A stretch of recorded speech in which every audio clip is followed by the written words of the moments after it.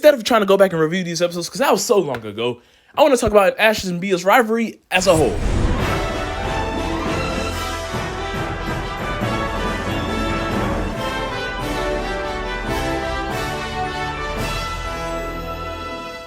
Yo, what's up everyone? Trentman1 here. Welcome back to another Pokemon Journeys anime discussion video. Guys, today we are talking about Ash and Bia's rivalry as a whole.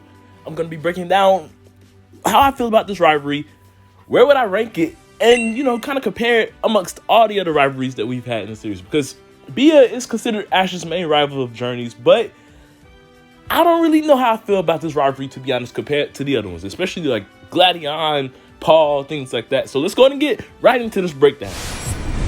In Pokemon Journeys, Ash and Bia both share a common goal. They're in the Pokemon World Championship, and they want to beat Leon for the title of World Champion. This is where their rivalry basically begins.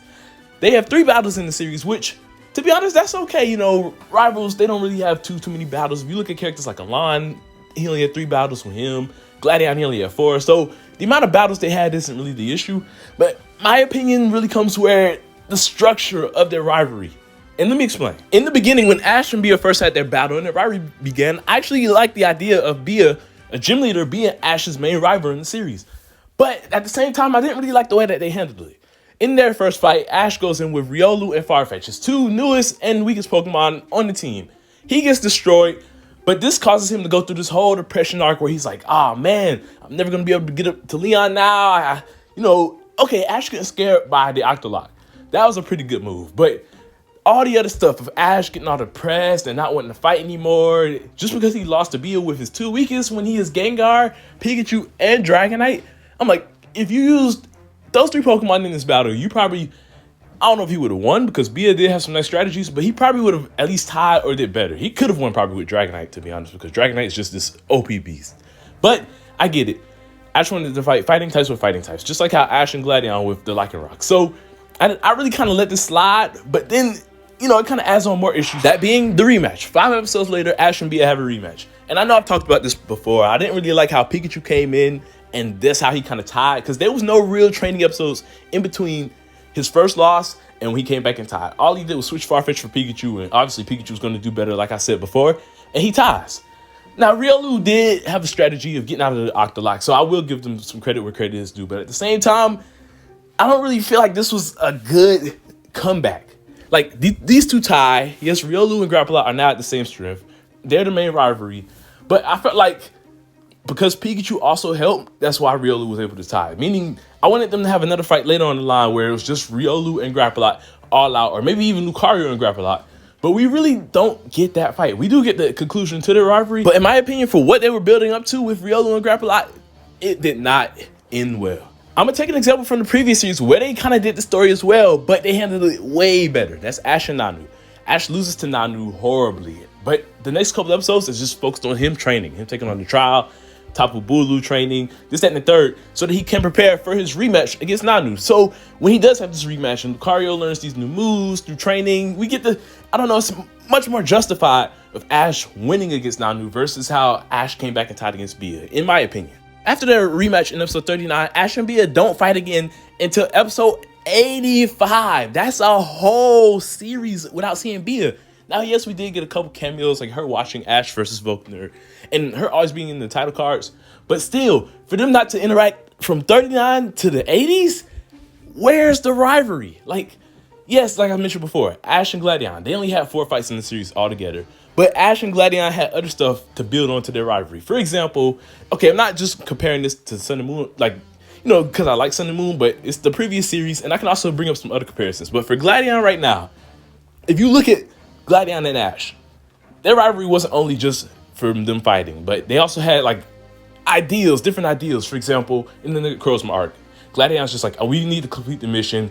We need to get the work done. No time to do this, that, and the third. But Ash wants to help the Pokemon, the Naganadels, Solgaleo, things like that. So they have a conflicting problem. And they also have Lily and Lucamine, other characters involved in their plots. Like, for example, Gladion getting jealous of Ash because Solgaleo or Nebby at the time when it was a Cosmog had chose him, the Tapus, this, that, and the third. And we also got to see Gladion grow as a trainer on his own as well. Getting to see him in the league using the same strategy that Ash used, just to show just how similar they are. So when their final fight came, they were on equal grounds almost Gladion was at the upper hand because he did have Savali, he was stronger, but still, we got to see just how much Ash grew as a trainer, and that made their final fight a great one. Along with Bia not appearing in over 50 episodes, another issue that I have with their rivalry comes with Machamp. They introduced a new rivalry, being Lucario and Machamp, for the final fight. Now, okay, this is actually kind of cool. I like the idea of Gigantamax versus Mega Evolution, things that and the other, but I kind of wish that they introduced Machamp as the main rival earlier, because the whole series we've been thinking about Riolu trying to beat Grappalot. Yeah, they tied, and I wouldn't consider that the end of their rivalry. The end of their rivalry came in the final fight where Lucario one-shots Grappalot, and that's it. I was like, wow, that's the big conclusion to their fight, which they literally undermine. Like, they literally show us, okay, Grappalot, he beats Grappalot, but the main fight is Machamp. They kind of do this in Sun and Moon as well, but they do it a bit better, and that's the way that Incineroar and Torracat's fight happened, and then Pikachu and Tapu Koko. Incineroar and Torracat, yeah, their final fight may get overlooked by Pikachu versus Tapu Koko a bit, but at least Incineroar and Torracat finished their rivalry strong, and they had a full-on fight to where you can really say that's the end of Ash versus Kukui. Here's Pikachu versus Tapu Koko, a new fight. Like, you don't really have to say that, okay, Torracat's being overlooked because of Pikachu and Koko, because I really feel like that's Ash winning right there, with Torracat beating Incineroar. Here with Grappalot, Grappalot gets one-shotted, and then we move on to the next Pokemon, which is Machamp, which, if they were going to do this Machamp thing, I wish Ash and Bia had one more fight right before this fight that they had in episode 85. Maybe a fight where Grappalot and Lucario finally get their full-on fight, and Lucario wins there, but then he fights Machamp and loses, meaning that he has something new to build to, and in the final fight, when he gets a Mega Evolution and Machamp uses Dynamax, we get to see an all-out battle. But no, they kind of rushed all of this in the final fight. Yeah, it's a good fight. It's a good-looking fight. Machamp and Lucario, I love the animation. I love how hype it was. It looked amazing, but there was no real rivalry between these Pokemon, and it kind of just made Ash seem like, of course, he had to win versus, like, I don't know how to feel about it, to be honest. Overall, Bia is a very interesting character, and I feel like they were putting the steps into making a great rivalry between these two. Having Chuck be introduced, for example, and Karina. You know, Ash and Karina had this big thing in X and Y building up to their gym battle, making it a fantastic gym battle. We knew Karina was strong. Then Bia comes in and is like, oh, Karina, I beat her, you know, with ease and stuff like that. Meaning like, whoa, this trainer that we respected and knew Ash had to struggle with, Bia just came in with ease, making the rivalry more interesting for Ash to have to overcome Bia and avenge his friend. Also with Chuck being Bia's mentor, Ash beat Chuck long ago. Even though Ash and Chuck didn't have that big of a bond because they only had one episode, you know, just them having these characters that they were both related to made their rivalry a lot more interesting. The only thing is Bia doesn't appear that much in the series anymore, to where we could build on that more and more. So it really loses its value when they come back and try and do this again. Like, yeah, we get to see Karina and Bia are now like really buddy, so it's kind of devalues that whole, oh, Karina, she's a weak trainer, that, you know, the way she disrespected her earlier, in my opinion. And now that Ash has finally won against Bia, that's really like the end of their rivalry, it feels like it. They did this big final fight. There's no more real point of seeing Bia other than maybe to see her support Ash in the Leon fight. But I just wish, you know, they could benefit from Bia appearing a lot more, having one more fight, introducing the Lucario and Machamp rivalry, truly finishing off Lucario and Grappalot as well. Heck, even Surfetch, for crying out loud. Surfetch got done dirty against Halucha, man. And it's just like, you know, okay, I get it. Surfetch didn't win. You know, Halucha, it's a big surprise, but they didn't have to do him as dirty as they did, man. But overall, Ash and Bia's rivalry, if I was to rate it, I would probably give it a solid 4 out of 10, to be honest. It's not really a great rivalry, in my opinion. It's definitely not up there with Ash and Paul, Gary, Gladion, characters like that. I wouldn't say it's as bad as like Ash versus Trip, Ash versus Cameron, because those are horrible. But this would definitely be one of my least favorite rivalries in the Pokemon anime for Ash. Especially in a series where he's trying to battle the world's strongest. You know, I thought they would have did a lot more with Bia, but unfortunately, they really didn't. So, I don't know. And yeah, I get it.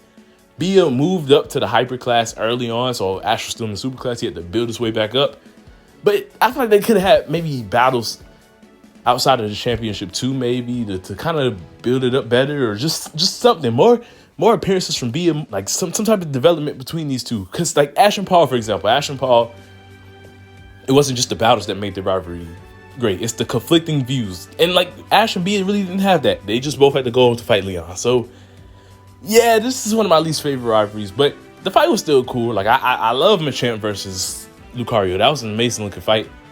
But yeah, just not a great rivalry overall. With that being said, in the comment section down below, let me know what y'all think of Ash and Bea's rivalry. I would love to hear.